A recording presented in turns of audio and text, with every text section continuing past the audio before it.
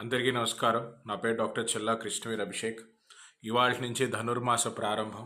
ధనుర్మాసం అంటే జనరల్గా మనం శ్రీకృష్ణుడిని పూజ చేస్తాము.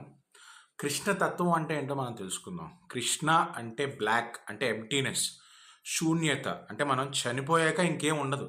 మనకు ఉన్నది ఏకైక జన్మ. ఈ జన్మని మనం వృధా చేస్తున్నాం. పక్క వాళ్ళు ఏమనుకుంటారు, వీళ్ళు ఏమనుకుంటారు, వాళ్ళు ఏమనుకుంటారు అని మనకు నచ్చింది మనం చేయలేకపోతున్నాం. నచ్చింది చేయడానికి మనం ప్రయత్నించట్లే కూడా. ఇప్పుడు పురుషులందు పుణ్యపురుషులు వేరయ్యా విశ్వదాభిరామ వినురవేమ అన్నారు కదా.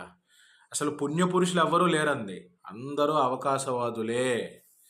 మీరు మీ జీవితాన్ని సఫలీకృతం చేసుకోండి, మీకు నచ్చింది చేయండి, కానీ పక్క వాళ్ళకి ఇబ్బంది పడకూడదు.